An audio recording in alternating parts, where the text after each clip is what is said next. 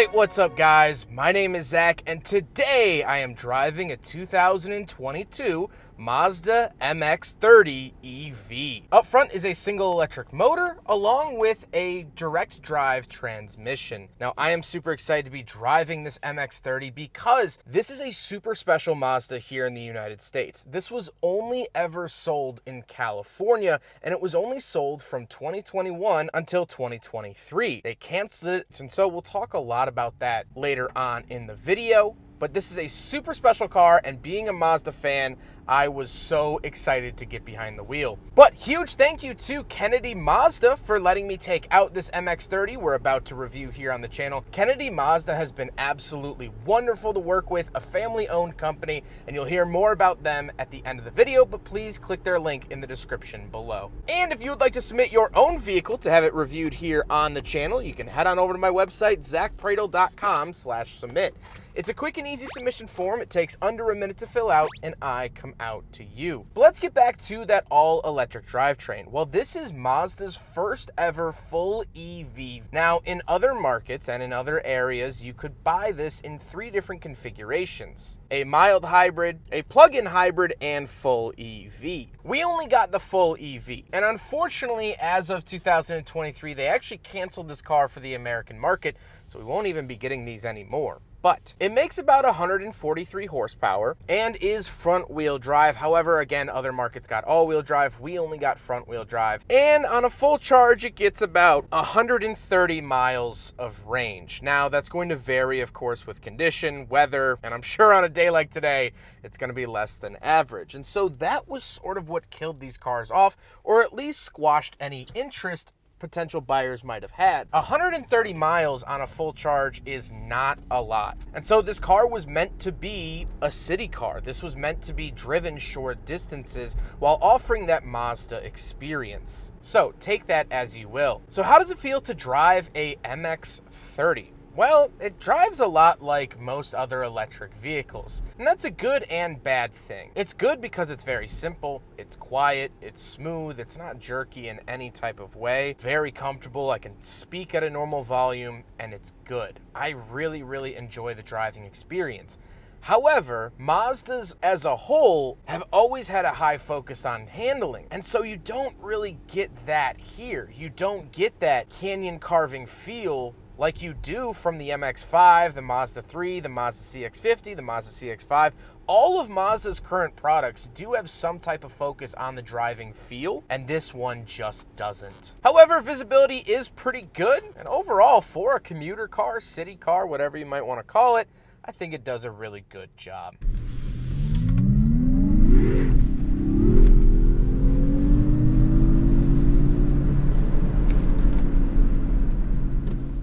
With that stuff out of the way, let's talk about the interior. Well, in front of me, I have a mix of physical and digital gauges. Off to the left is my charge versus power gauge. This is very new for me. I've never seen this in a Mazda, and basically works as your tachometer of how efficiently you're driving. In the center, we do get our digital screen. We can swap this around with some info, like most other Mazdas, and I love that they sort of keep that throughout this vehicle as well. And off to the right, we have our battery charge and temperature, which is interesting seeing a battery temperature gauge in an EV. The steering wheel is a very basic Mazda unit pulled directly out of the Mazda 3 and other products as such. So off to the left, we have our volume and skip track, as well as our phone options and info. And off to the right, we have our adaptive cruise settings. Love that this vehicle retains that feature. Off to the left, we do have a climate control vent. Our safety features off, our view button. So we do have a 360 camera. Love to see that on this vehicle. Parking sensors off, traction control off, and then we have 2 levels of memory seats. Very nice to see. Moving out of the door, we do have a Bose speaker, lock and unlock, power mirrors, power folding mirrors, and power windows. Again, very nice features for a modern Mazda product. Moving into the center, we do have our infotainment system. This is very run-of-the-mill, same thing you'll find in every other Mazda. Apple CarPlay and Android Auto are available, and it is powered through that Bose system, and this is what the backup camera looks like in case you're curious. Moving down below, we have 2 climate control vents and the hazard switch, and then then we have our climate controls, which is a screen. I have never seen this in a Mazda product. No current Mazda products, at least to my knowledge, in the American market have a screen dedicated for the climate controls. So this was very interesting, unique, and different. I assume this was to save money, and since this was a multi-market vehicle, maybe so they didn't have to label it in Celsius, or I don't know what the reason is, but very, very cool to see that. We do have heated seats and a heated steering wheel, and this is just how it operates. We do have settings down below. We can change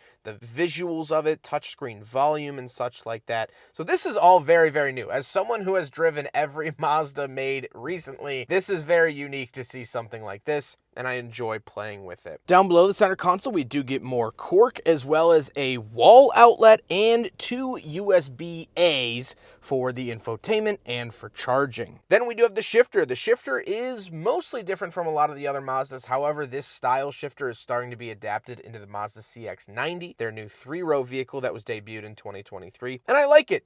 Once you know how to use it, park, you have to go over and then back and things like that. It's pretty simple from here on out. Then we do have our very standard switch gear from Mazda for the infotainment system. Parking brake and brake hold off to the left. Volume and skip track off to the right. I love that you can move the volume knob over to skip the track. I think all cars should do this, but not all do. Then the big selector in the center, navigation to the upper left, back to the bottom left, music to the upper right, and home to the lower right. Then we do have cup holders. So we will do a big friggin' bottle test here in the Mazda MX-30, and unfortunately it fails. However, this is the closest a modern Mazda product has ever come to actually passing the big friggin' bottle test. So although it doesn't pass, it has a very, very good shot at it. A better shot than most of its siblings.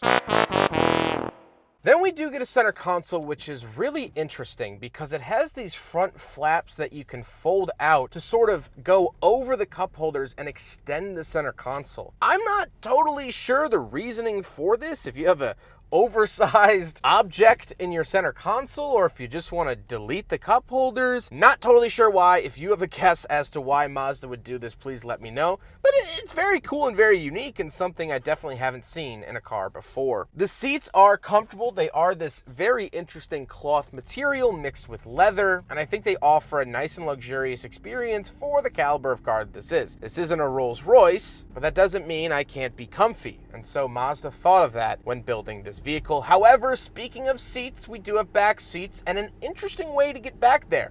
So let's go do a back seat review. All right, so when talking about the MX-30, you got to talk about the rear doors to get into the back. So normal door opens up just like that. But then we have this handle here, and we pull this open, and it has almost identical doors to the Mazda RX-8 that was canceled in 2012. So the MX-30 carries on, or did carry on when they sold them here, the legacy of the RX-8 with these doors. So very cool.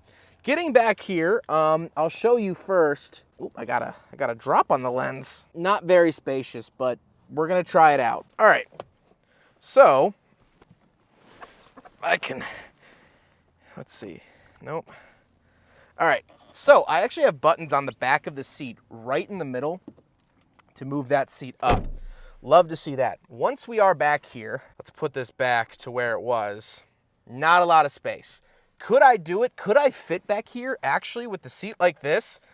I actually fit. My head's coming close to the ceiling, but I could make it work. It's not spacious, it's not comfortable, I'm not loving it. However, it has back seats. It's a small city car with back seats. If you have kids, it's gonna be fine. I'm 5'11" and not a small guy, as you can see. So the fact that I fit back here at all is quite wonderful, but I'm not gonna sugarcoat it. It's not a great backseat, but that's not really what they were going for. I don't really have any other amenities. I have fold down cup holders in the center console. No rear climate vents. Mazda is very reluctant to give you rear climate vents, but I love, love, love that this power seat option right here is just right in the center. This is so smart, and more companies should do this because it's down here. It's a latch, it's a handle, it's this, it's that, just right here. I love that. Let's hop out, we'll take a quick look at the trunk and cargo space, and then we'll talk about the looks. All right, around the back of the MX-30, and we don't have a power tailgate, so you just lift it up like normal, and here is the rear cargo space. Obviously, these are the floor mats because this is a used vehicle. We want to keep them nice for the next owner, but the space back here, I would say, is very on par with the Mazda 3, and this car was priced relatively similarly to the Mazda 3, with, of course, a little bit of an added surcharge because it is an electric vehicle, batteries are expensive, blah, blah, blah. But for the size, definitely the Mazda 3 back seat is better, but this rear trunk space is fantastic for this caliber of car. And if you lower these seats, which you can put down the second row, you're gonna have a lot of cargo space. If this were my car, I'd probably leave the rear seats down and just enjoy tons and tons of room. Back here, we also do have the Sky Active bag, which in here is the wall charger. So we could open this up, and that is the wall charger from Mazda to plug in at home or plug in on the go if you can find an open outlet out in public,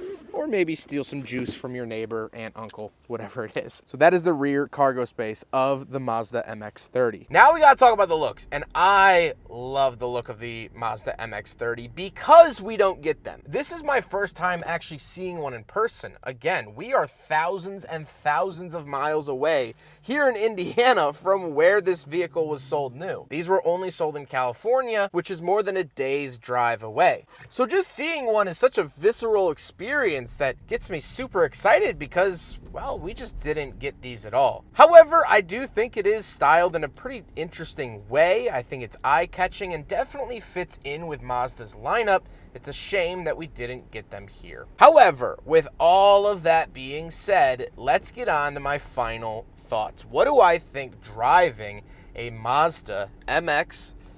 Well, first of all, I mean, it's just incredibly cool to be driving one of these. I mean, how could it not be? This is such a special, such a unique car, especially for a Midwesterner to be driving something like this. I mean, this is like the forbidden fruit of the Mazda lineup. I mean, that's friggin' cool. But let's talk about it as a car. I think this car got a lot of negative press in its day, and some of it has been warranted and some of it hasn't been. Let's talk about range. 130 miles, not good. And I think it would have been better off if this was priced a little bit lower. All the way spec'd out in 2022, these would run high 30s. If you're paying high 30s, you should get some pretty good range out of that. The Nissan Leaf would do well into the 200s. The Hyundai Kona EV would do a similar number, and that one was around $40,000. So I think that turned a lot of people away pretty immediately, which is a shame because I think this car does a couple of things really,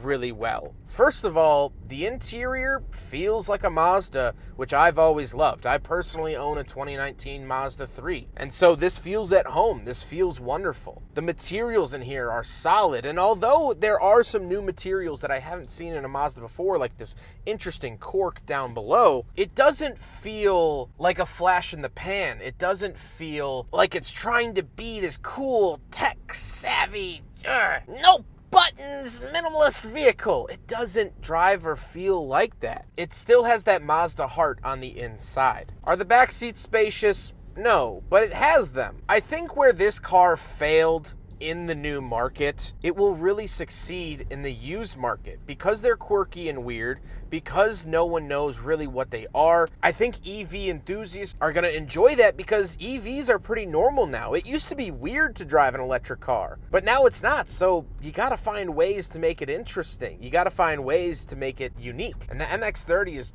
certainly one of those cars and an easy way to do that. So why did these cars fail? Well, they weren't really given much of a chance to start off with.